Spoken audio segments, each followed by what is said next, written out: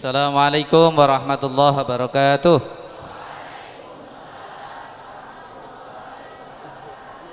Alhamdulillahirabbil alamin wa bihi nasta'inu ala umuri dunya waddin. Wassalatu wassalamu ala asyrafil anbiya wal mursalin wa ala alihi wa ashabihi ajma'in, amma ba'du. Yang sama-sama kita hormati, kita muliakan segenap pembina, pengurus dan pengawas Yayasan Pondok Pesantren Rosyidiyah Khalidiyah. Mudah-mudahan selalu diberi keberkahan, kesehatan, panjang umur, dan selalu membimbing kita semua.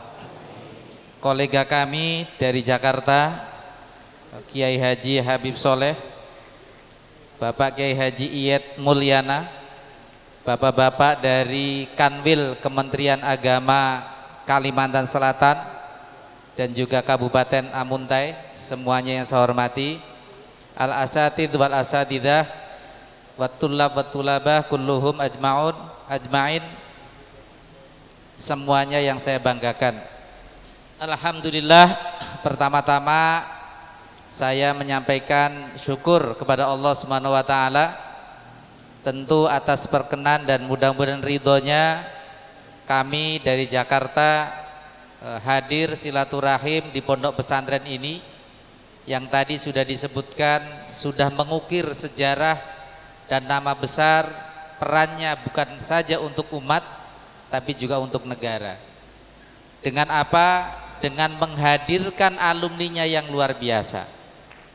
Karena banyak alumninya tadi sudah disebutkan, dan karena itu saya ingat sebuah pepatah, Anda semua ini syubbanul yaum.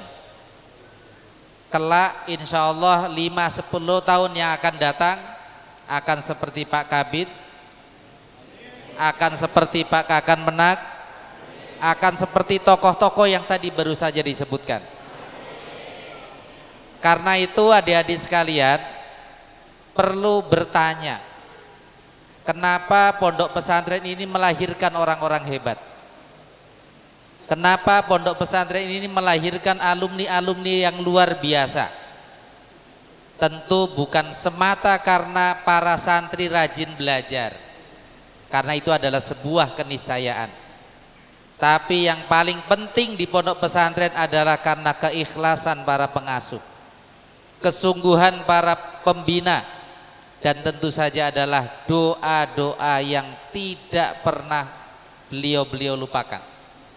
Setiap beliau bangun malam pasti yang didoakan adalah para santrinya. Jadi adik-adik sekalian ini harus bersyukur dengan rajin belajar. Bukan sekedar baca alhamdulillah, enggak cukup itu. Harus dengan rajin belajar. Dan ini mengingatkan saya, Pak Sekretaris. Jadi adik-adik saya juga dulu seperti ini. Lesehan gitu ya. Tidurnya pun tanpa bantal. Mandinya pun dengan air secukupnya, bahkan seringkali gatel-gatel. Sini gatel-gatel nggak? Oh, alhamdulillah. Pantesan kelihatan sudah mulus-mulus gitu. Iya, adik-adik jangan lihat saya hari ini ya.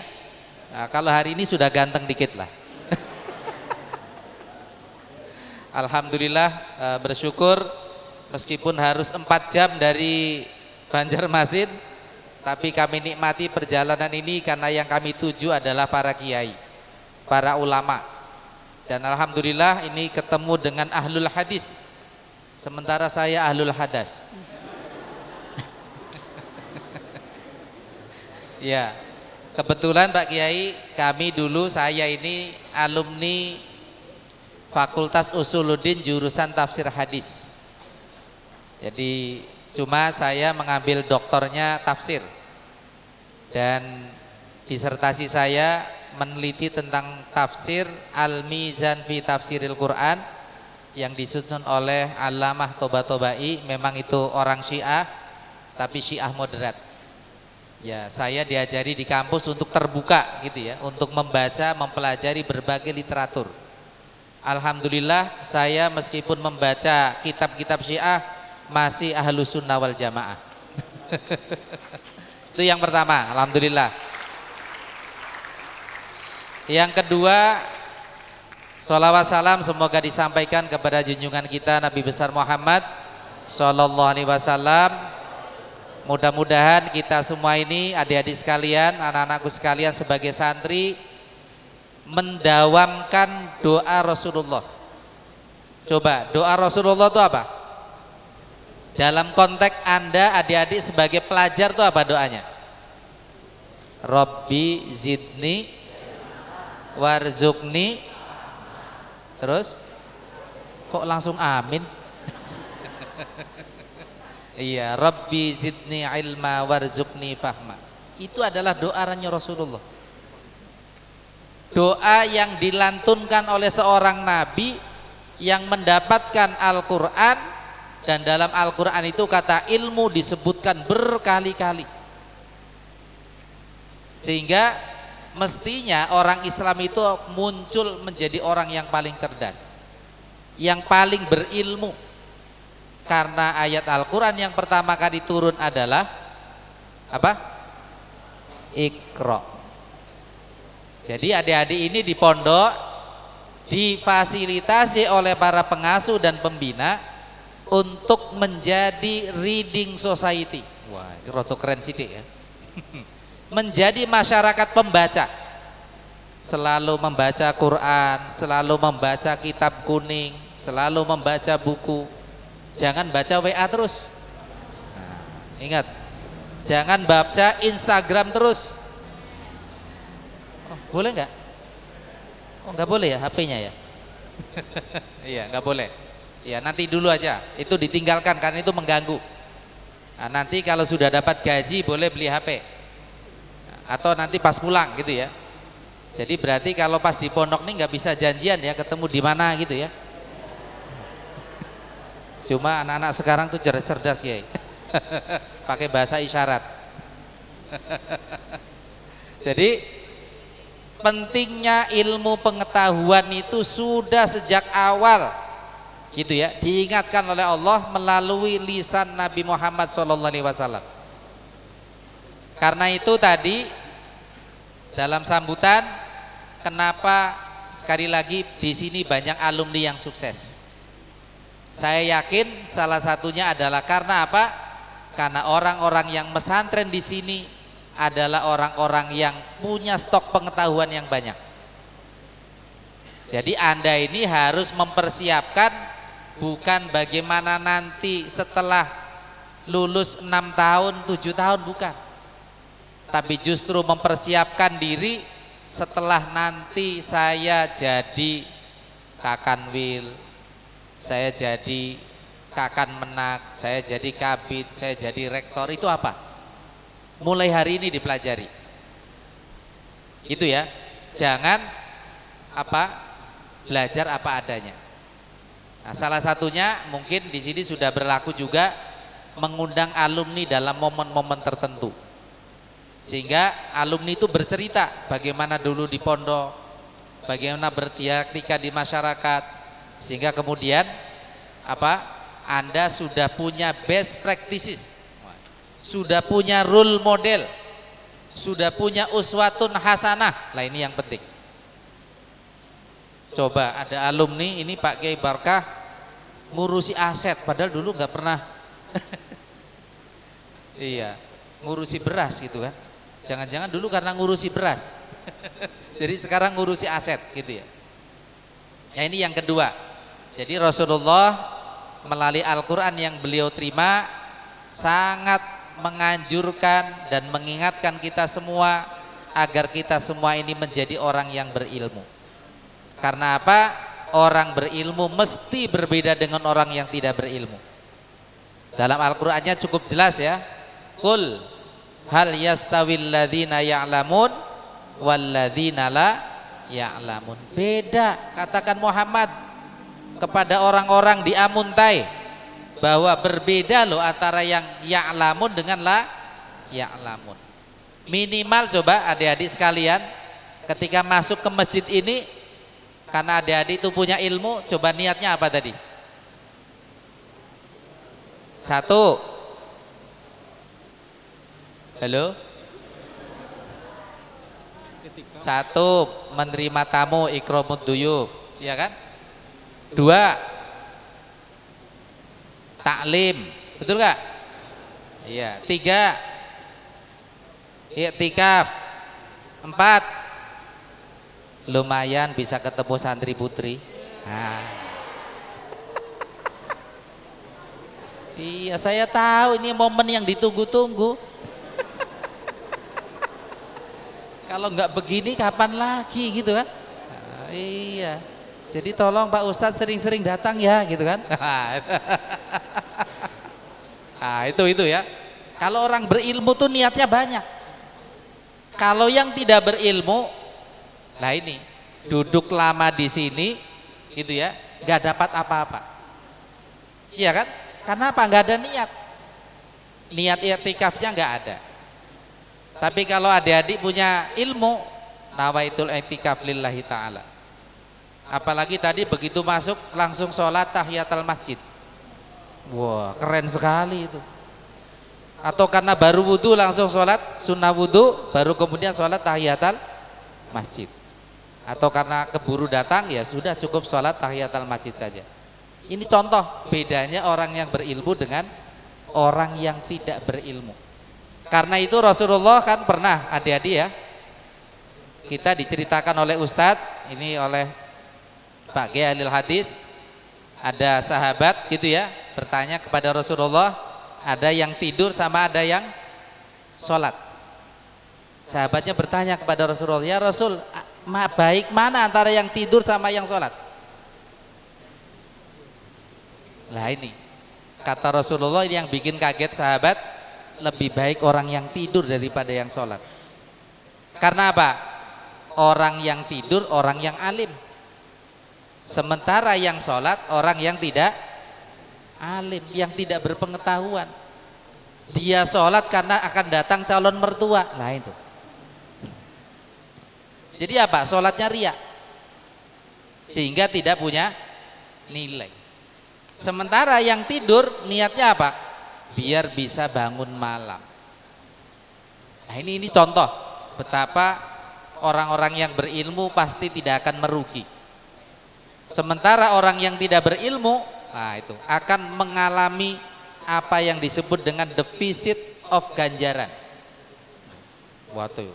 Jadi ganjarannya nggak ada malah. Jadi ketika nanti dihisab di yaumil qiyamah itu, ya Allah saya tuh dulu ibadah terus katanya, tapi ternyata kok tidak ada nilainya. Masuk surganya bintang apa? Tak berbintang. Sementara santri-santri Rasyidiyah Khalidiyah bintangnya 9, coba tuh. Iya, bintang paling tinggi itu bintang 9.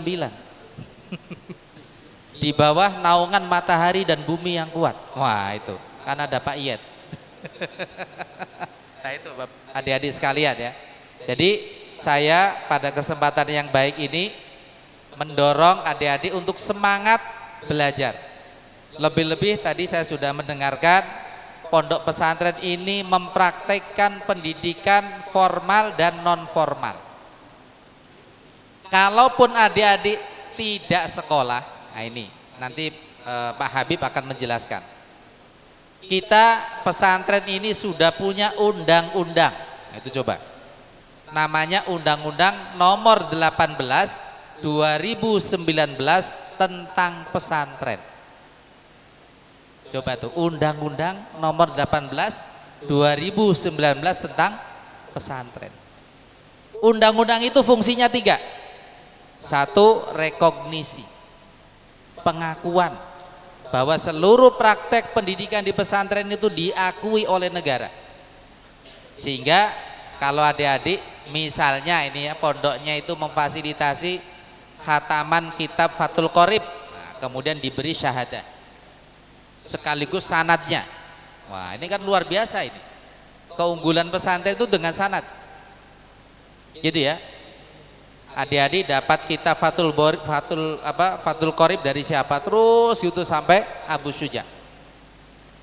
Adik-adik ini di sini ada alul hadis, misalnya mau ijazah kitab Fathul Bari atau Bukhari, sama beliau. Nanti sampai penulisnya Imam Bukhari. Ini keunggulan orang pesantren. Jadi sanad itu jelas, bukan Mbah Google lah ini.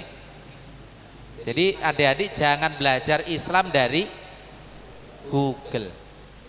Itu boleh jadi akan dolla wa adolla, akan sesat dan menyesatkan. Itu bahaya itu. Itu ya adik-adik. Jadi sekali lagi rekognisi yang pertama. Yang kedua apa? Afirmasi. Nah ini, afirmasi itu apa? Bahwa negara berkewajiban untuk mengafirmasi apa yang dilakukan oleh pesantren, gitu ya. Sehingga kemudian apa?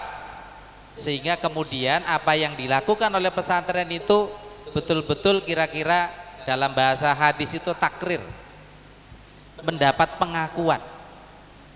Meskipun dalam bahasa hadis itu tidak dipraktekkan oleh Nabi. Nah yang ketiga adalah fasilitasi. Nah ini Pak Kiai, mudah-mudahan dengan undang-undang pesantren tadi Pak Kiai Habib pengantar di ruangan terbatas tadi, bahwa undang-undang pesantren akan memperkuat pesantren dalam 5 arkanul mahad. 1, memperkuat kiai atau pengasuhnya, karena itu rukun pertama.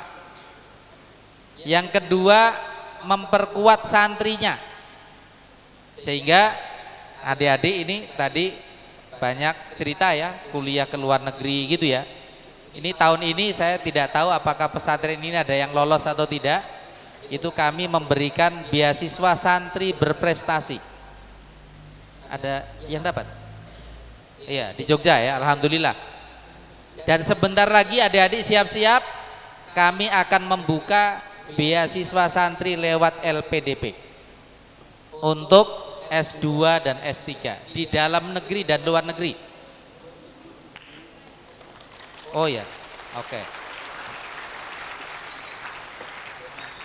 Jadi siap-siap itu. Itu ya, itu fasilitasi. Jadi beasiswanya pun bukan hanya dari Kementerian Agama, tapi juga dari LPDP, itu Kementerian Keuangan. Nah ini adik-adik siap-siap, jangan hanya kuliah di Jakarta dan Yogyakarta, tapi juga kuliah tadi di Tunisia, di Aljazair, di Maroko, di Amerika, terus mana lagi Pak? Ya, Eropa gitu ya, di Belanda. Nah, kebetulan ada alumni yang di sini, alumni dari sini. Kebetulan kolega saya di Jogja itu S3-nya di Amerika. Masya Allah kan?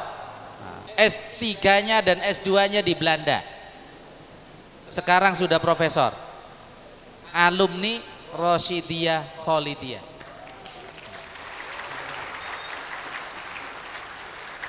Saya cuma penasaran Kiai, kok bisa pinter-pinter gitu tuh gimana gitu. Itu juga yang menyebabkan saya pengen datang ke sini. Padahal kalau saya lihat-lihat ini biasa-biasa aja ini.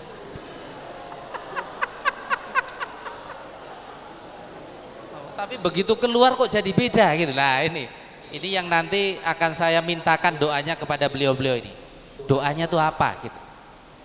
Sehingga santri-santrinya tuh hebat gitu ya. Ini penting ini.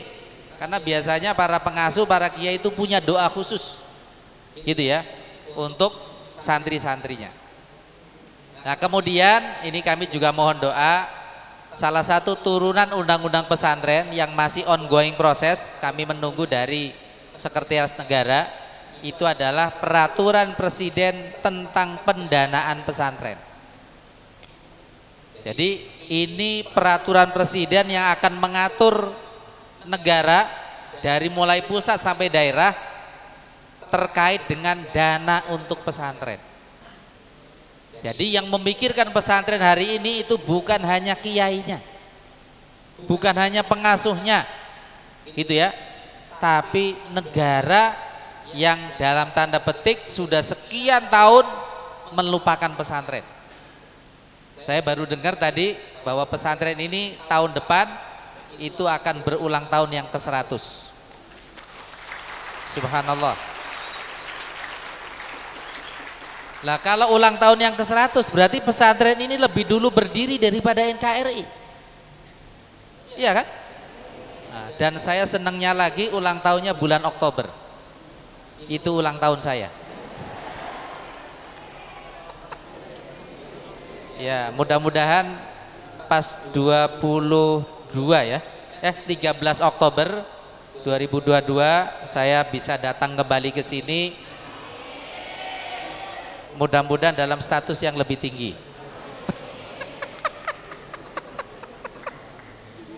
Ya, namanya juga cita-cita gitu kan. Nah itu ya, jadi luar biasa. Organisasi Muhammadiyah tahun 1912, Rosyidiyah Khalidiyah 1922, Nahdlatul Ulama 1924. Jadi luar biasa ini. Ya 26, malah lebih muda gitu ya dibanding Rosyidiyah Khalidiyah ini. Maka pantas kalau pesantren ini sudah melahirkan banyak ulama gitu ya, orang-orang hebat baik di pondok pesantren maupun di pemerintahan. Nah yang menarik, yang menarik ini, kenapa pesantren ini meskipun yang diajarkan tuh mayoritas ilmu agama, lah tapi kok menjadi birokrat? Lah ini kan luar biasa ini. Ini yang kadang kami itu bertanya-tanya, ilmunya kiai yang kadang saya sebagai santri gitu ya bertanya-tanya. Tapi menurut saya ya karena kiai itu tadi ikhlas gitu ya. Kiai itu membangun pondok itu bermula bukan dari atas dasar bantuan, tapi atas dasar perjuangan untuk membina umat. Saya membayangkan laula pesantren, laulal mahahid ya di Indonesia ini, maka pemerintah tidak bisa mengurusi pendidikan anak bangsanya. Karena apa? Sekolah-sekolah yang difasilitasi pemerintah itu belum cukup untuk mendidik anak-anak bangsa. Apalagi kalau di sini biasanya anaknya berapa, Pak? Oh, anak banyak ya. Iya, apalagi satu keluarga anaknya 10 gitu ya. Oh, luar biasa, dari istri satu itu.